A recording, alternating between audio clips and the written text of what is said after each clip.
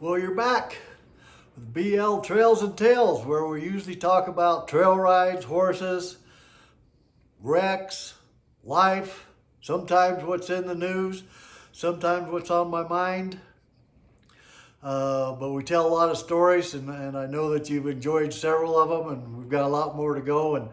And I think I think we'll show you some songs and poems that I've written later.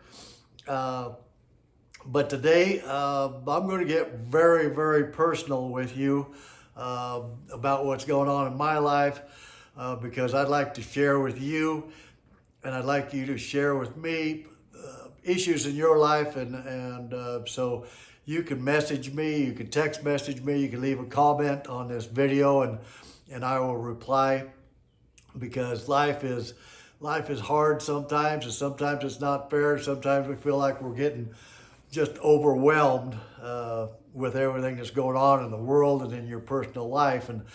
And I'll share with you what's happened with me in about the last 6 months, which tests my faith and my endurance and my outlook on life. And so we're going to include a lot of faith in that because without God, Jesus Christ as my Lord and Savior, I wouldn't be able to handle it. I couldn't get through it. And with that help, I can be at peace with what's gone on.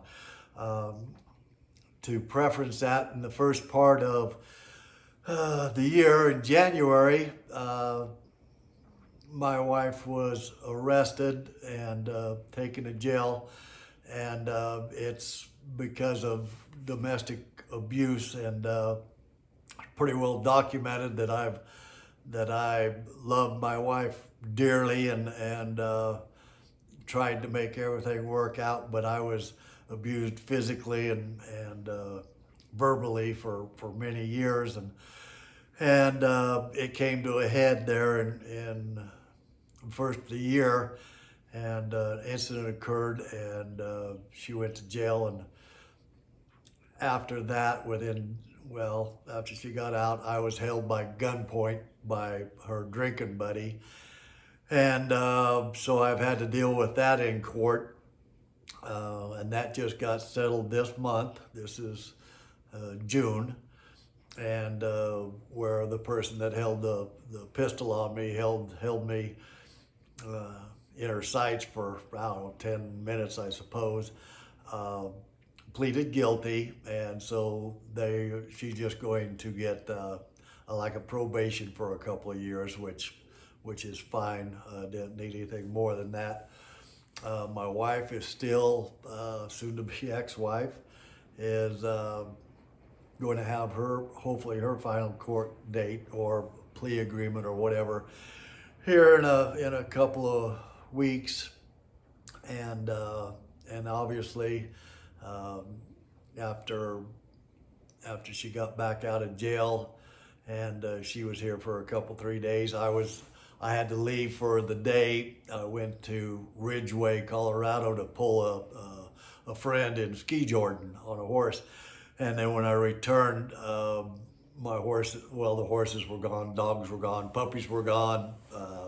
Kitchen kind of cleaned out, and anything she thought of value loaded up in our living quarters horse trailer, and I'm sure with help from probably her daughter or somebody, couldn't load everything and it's a big living quarters 4-horse trailer, but couldn't got everything in there with all the dogs and puppies, so she definitely had help. And then left and went to Oregon. So, and then within a week filed for divorce. So I've got court cases with her that the DA pressed charges, not me. I didn't press charges against my wife. I didn't press charges against the lady that held the pistol to me. They were taken to jail without anything from me, I guess. So I didn't have any responsibility with trying to get them thrown in jail. And anyway, to continue on with this, I had an incident this week, Tuesday. My son Caleb was visiting from up in Washington, and we planned to rope. We did rope together at the Stillwater Cowboy Church, and he rode my buckskin, and son Josh was there, and so we had a good time. It was a great visit. He's here with his kids, and so I planned on doing visiting with him and roping again in the rodeo. Well, that rodeo was Tuesday, and about a week before that, I got a call from the sheriff's department that wanted to know if I'd sent a video to this Ed person in Oregon, and I said, well, yeah, I did, but I said, and it was a video of my wife in a hot tub and just drunk, intoxicated, and being mean. I mean, flipping me off. I don't know if I said something I can't remember. But anyway, it was a video that I'd sent the DA's office because they needed all these records and documentations and stuff to see if they're going to proceed with the case. I told them not to proceed with the case because I didn't think it was going to be doing any good. But they said, well, you really don't have a say in it. That's our deal. But they wanted the information, so I sent it to them. And that's where my brain fart came in the other day, I guess, because this Ed was Jan's daughter's father-in-law, and I guess she'd been over there visiting with the boys or the kids for a while, and he said that he'd heard everything bad about me for 3 days, and then after the fourth day or something, talking with her, she didn't want to have a divorce, and she wanted to get back together, and he said, if you'll just fire your attorneys, then I can get you guys together, just do what I say, I'll counsel you, and you guys will be back together and you'll be fine. And I said, Ed, I don't think you understand the whole situation here, with which has gone on. And so I started telling him about that, and he said, well, I'd never heard anything about that. And I said, well, yeah, okay, so now you know, and no, if she would get into alcohol rehab and disclose where she's hidden all these funds, I said, yeah, I would consider it, but she'd have to take those 2 big steps before I would even try to trust her again. And he said, well, I don't work that way. And I said, well, that's fine. He said, well, I'll send you my email and you send me, some of that stuff you've sent to the DA. I said, okay, fine. So I did, and included in that was the video in the hot tub. And I never opened it before I sent it. I just clicked on some of those documents that I'd sent. And then I went to the video file and saw that, drunk in the hot tub deal. And so I clicked on that and sent that to him. Well, it was not the video I thought it was. And so this is a warning to anybody that's sending videos or photos of somebody in an email or text message or whatever it is. You better be aware of what's in there, and definitely if it's a video file like that, better open it up and make sure it's exactly what you think it is. Because this one, after I got out of jail, I looked at it, and it sure enough, though, it was a different video. I thought I had it deleted, but I didn't. And so I think that was, as it boils down to, I think that was a God thing, that I somehow clicked on that video instead of the right one, because I think that he wanted me to experience some more trials in my life, I guess. But what happened is that video, the water was still, didn't show anything above her breasts or anything like that. But the water was still, it was underwater, and she crossed and uncrossed her legs, and so it exposed her, and I would never have ever sent anything like that to anybody, and I thought I had it deleted, and I hadn't seen it. I don't even remember when the last time I saw that before I looked at it in that email.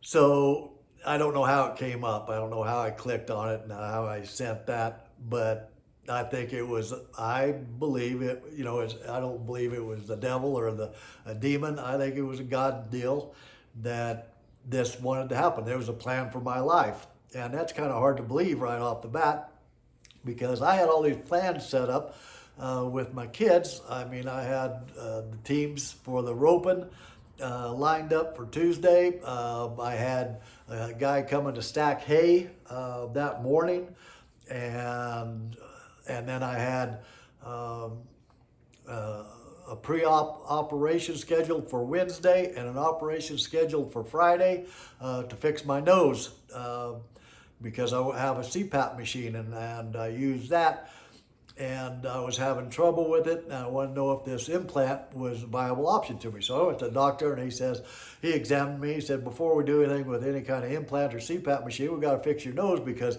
when was the last time you breathed out of that right nostril? And I said, well, I don't remember breathing out of it, And he says, no, I can fix that, and then after we get that done, we'll go from there. So I thought, well, okay, what's that involved? And he said, it's not a big deal, just go in there and they'll remove that broken cartilage and whatnot, and it'll be fine. So I said, okay, so we got that scheduled prior, and so we had the pre-op on Wednesday and the operation on Friday. Well, I got arrested that Tuesday morning by the officer that I spoke to before about the video. I told him, yeah, I sent it. There's nothing on there, no nakedness, nothing like that. So I don't know what the big deal is. But anyway, they came and arrested me, and sure enough, he said it was about that video. And I mean, they're decent, but they're doing their job, and so. I'd actually gone out and I'd done all my chores and whatnot. I changed back from my work clothes into some comfortable clothes, a pajama and a t-shirt, when I was down in the office. Well, when I heard the knocking on the door, I come up there and I answer the door, and sure enough, there they are. And so I just, he says, I'm here to arrest you. And so I turn around and they handcuffed me. Well, he let me go back down to the office and grab my phone, because I needed to call a whole bunch of people. And the lady officer was really nice. I mean, we get in the vehicle and you're handcuffed in the back seat, whatnot, and she had the phone, and I said, if you'll make these calls for me, and she did, and several of them, to tell my son, that I wasn't going to be roping, to tell the guy that was picking up hay, hey, I just got arrested, I'm not going to be there to help stack it or do anything like that. And there was several, the doctor's appointment, because they told me that, I said, well, when am I going to get out? And they said, well, it's going to be probably late Wednesday. And I said, but I got a pre-op appointment for, at 11:20 or something on Wednesday. And they said, well, you're not going to be able to make that.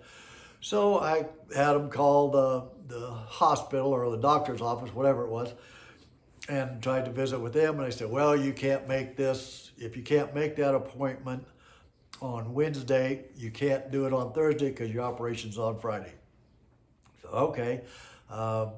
Then what's going to happen? I'm going to have to reschedule my surgery. And I was trying to do that when I get put on hold or whatever. And by that time, then my phone's taken away and I'm incarcerated. And I mean, all this was pretty much unbelievable to me, and the timing, I guess, probably couldn't be any worse with family here and having those plans. And I think sometimes that happens in your life too. I mean, it just snowballs, something bad happens, and it's like, I do not know why this is going on, or why, I'm caught in this trap, or whatever it is, this perfect storm.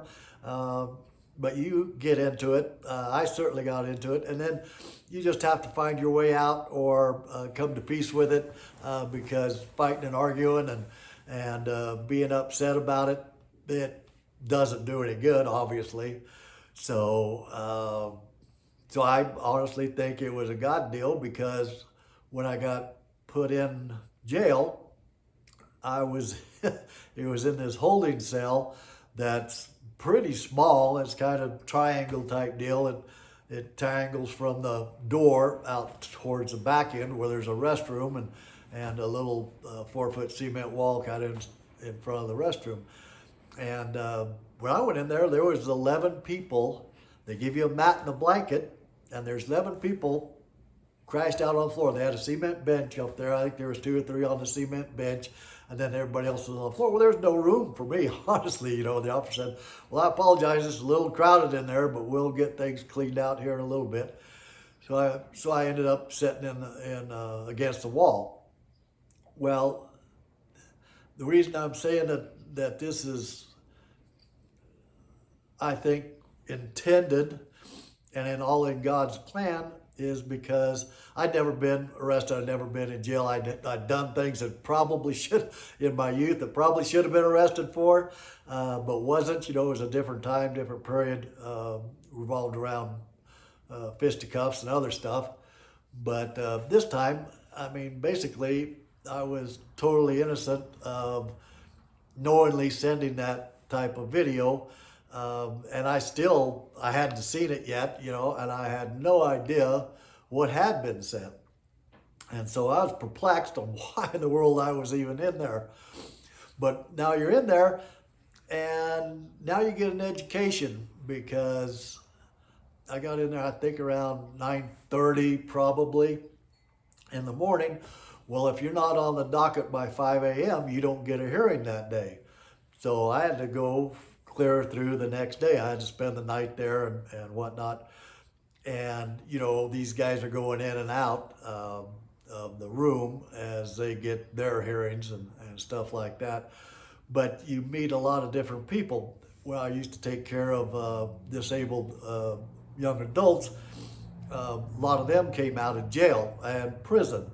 And like I say, that one time, that one big kid, he was 6'2", 230, I suppose. And early in that morning, he went to Wayland. He was crazy down in his bedroom. I went down to see what was going on. And when I opened the door, he started, you know, throwing punches. And he hit me once, I guess, and then I blocked him.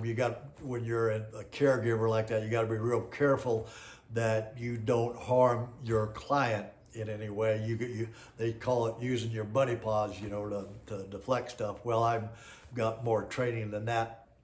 But anyway, yeah, he hit me once, and then I just backed up, and I was deflecting his blows, and they pinned me up against the wall there, and then grabbed my shoulders and was going to headbutt me. Well, that was, you know, that's when it was unacceptable. And so I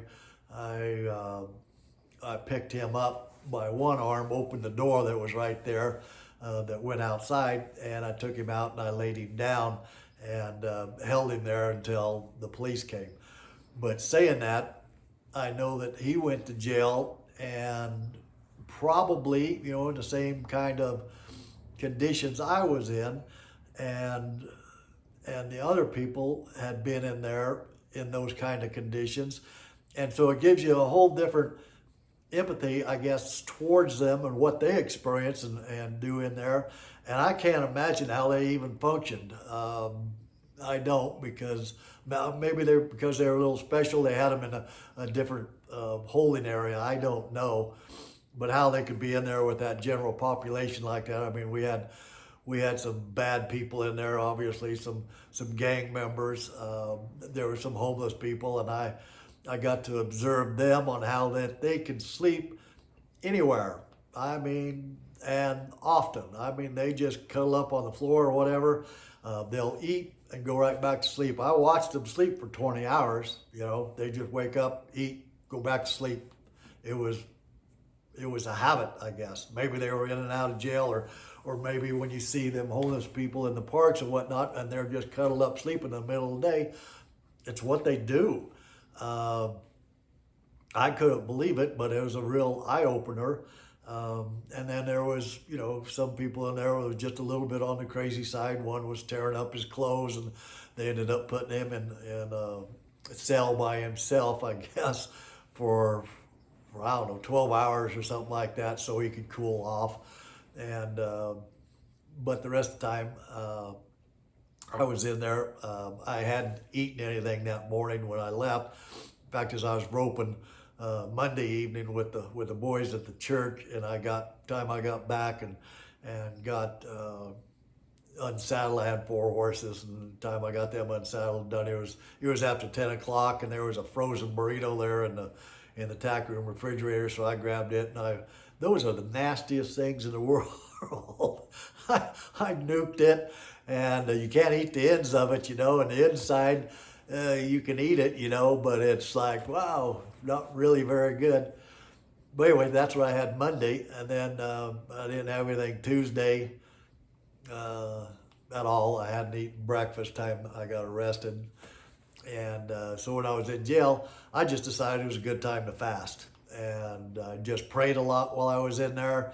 I prayed for forgiveness for my wife for that, for filing charges against me, I guess, for that. I prayed for forgiveness for Ed for forwarding that on or whatever he did. But I prayed forgiveness for if I sent something that was inappropriate. I prayed for that, and I prayed for the people that was in the jail cell for me, and I prayed for strength and calmness, and specifically for calmness because I'm not the type to be confined, obviously, and it wears on you. I mean, you have to. I don't know how they could stay in there that long. The one guy was in the cell. He was in that room. He was in jail for 10 days. He was going to be in that facility right to where I was at, and I can't even comprehend going through that. I don't think that I could. But it was by the grace of God that I remained as calm as I did. And anyway, I guess my brother tried to come down and bail me out, but he couldn't get that done. And so I spent about 32 hours in jail. And obviously I learned a lot about that system. You hear about the inmates talking back and forth and gang members, and then you crazy people and homeless people that are snoring so loud that they just snore for 20 hours straight. But the people in there, running the facility were really good. I mean, I have to wear a CPAP, and it was like 10 o'clock that night, and there was no way I was going to be able to sleep. I tried to lay down, and my nose just plugged up. I tried sitting up against the wall, and that wasn't working out. So I went and asked them, if I see medical and see if they had a CPAP or some Afrin or do something for my nose so at least I could breathe. And they said they didn't, but they were nice enough. They got me an oxygen machine, and they wanted to move me up into the front by that door, but that's where the homeless people were and the other people that step over all the time. I said, well, that wasn't going to work. And so it had about 30 or 40 feet of hose on it, I suppose.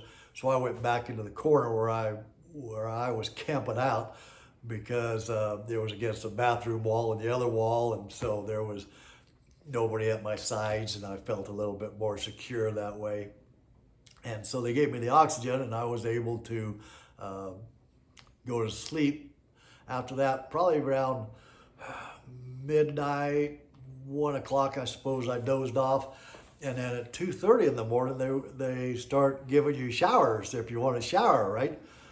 Well, I hadn't had a bowel movement or anything since I'd been in there, and I thought, well, I guess since they wake you up at 2:30 and give you a shower, I said, well, that's a good time to do that.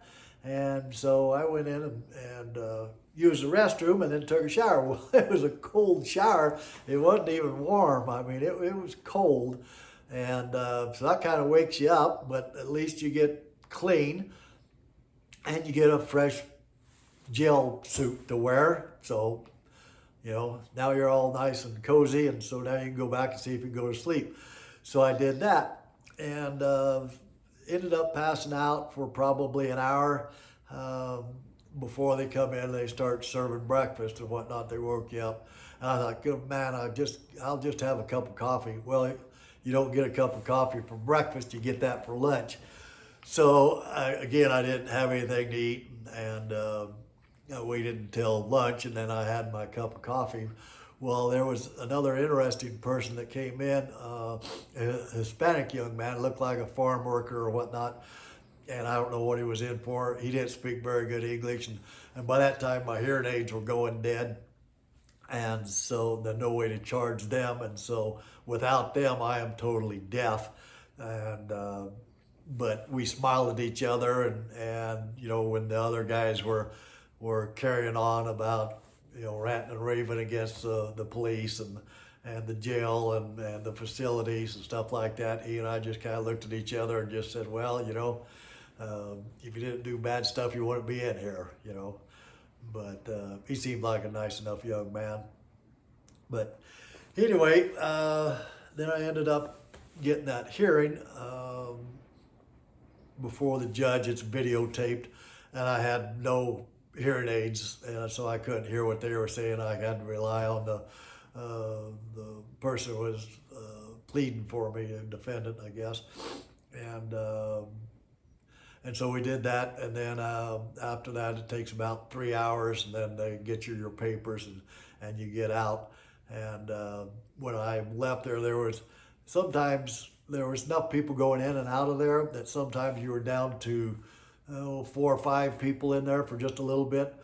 But when I left, there was 14 of us in there. You're just in there like sardines, you know.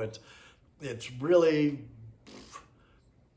eye-opening to understand how packed that jail cell would be, with a cot, not a cot. You had a pad and a blanket.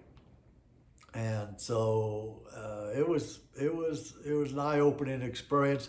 It left me more humble. It left me more understanding of the people that get incarcerated and have to go through that. So I think that was a God thing. And when I came out, I got my phone and got it working. And I had a message from the doctor's office that if I could make Thursday at sometime 11:20 or something like that, that they could get me in Thursday and I could still have my operation on Friday. So, and it was just before their closing time. So I called them, and they said, yep, if you could make it, you know, it'll be fine. You can get in and we'll do your pre-op and then you'll have your operation. So I said, well, great, that's good news. You know, at least I didn't have to get that postponed. And my son came and picked me up. And of course, I was struggling to hear anything without my hearing aids on. And then he was nice enough to stop by Papa Murphy's. We got me a pizza to take home, so I could have that when I got home, get something to eat. And then I had the pre-op the next day, and what they told me is they had to fix that nostril, right? Well, when I first visited with the doctor, it sounded like no big deal. Went to the pre-op, and they said, well, yeah, your nose, I mean, it might be swollen, your eyes might be black and blue, you won't be able to breathe through it, and you're not supposed to lift anything, you know, or put your head down and whatnot for a week. And it was like, wow, you know, that sounds almost like being back in jail. And so that had me a little bit worried, but I went and had the operation on Friday late. It was about 3 o'clock in the afternoon. And of course, I didn't eat anything before you go in there to have your operation. And I lost 10 pounds. I lost 10 pounds in about 6 days because when I got out of jail, and then I was behind on work, I had to, the hay got put up, I had to put out the irrigation pipe and get irrigation started, and it was like 104 degrees out there, and I'm out in the open putting aluminum and gated pipe together. And so I was sweating bullets. You know, it was a fun-filled week, put it that way. But when I came out of surgery, I felt pretty good, you know. I mean, my older brother brought me back, picked me up, brought me back, and somebody was supposed to stay with me, but I didn't need to do that. And so the next morning, I slept in this chair here, propped up, and I did last night too, I guess. I have been sleeping that way now. But look at my nose. I mean, the next day, there was like zero swelling. My nose quit bleeding that morning. The next morning, I took off. They have a little bra with a little nose bra, they call it, with a gauze that you bleed into. Well, it wasn't bleeding anymore, and I never used it since. I've had no bleeding out my nose. I can breathe through it now better than what I could before. And of course, it's supposed to be getting better. And I just think, wow, that was a God thing too, to help me heal as quick as I did. And so I know that everything is for a purpose, even when you're going through a rough time. Like I've certainly had a rough time in the last 6 months, especially here within the last week. Just keep faith. It's just life.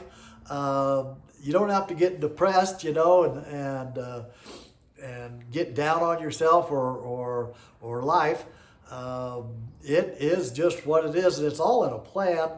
And just take confidence in that. Keep your faith in God. Pray to your Lord and Savior Jesus, and give it over to them. Say, hey, I'm here, I'm yours. Do with me what you want, and you can take peace in that because it's out of your control. And if you'll give it over to God, you'll find peace in your life. It's not going to be because you give your life over to Christ that it's going to be an easy road without trials or tribulations or bad stuff happening. Bad stuff's always going to happen, and that's allowed. And but all you have to do, all that you're required to do, is keep your faith, your belief, and find calmness in that there is a plan, and that this life is temporary and eternity is forever, and it's the end game that you want. This is just what it is. You can enjoy it as much as you can. When you got troubles, okay, you just kind of work through them. I know too many people have divorces. Too many people have conflicts with their family or conflicts with somebody else. Just remember, it's superficial. It's not what counts. When at all possible, live at peace with others, and you'll find peace in yourself. And I find peace in my Savior and Lord Jesus Christ. And I hope if you got anything out of this personal video that I did, it's not enjoying trails or stuff like that, but I think it's relevant to your relationship, so you know me better, and certainly if you're going through tough times, I hope that I'm an inspiration to you. So I appreciate your time. I know there's a click button for share or follow or whatever. I appreciate when you do that. Stick with me. Hopefully we'll get lightened up here and have more fun instead of this type of stuff. But I hope it was relevant, and I hope that it helps you in some way. So God bless, and we'll talk to you later.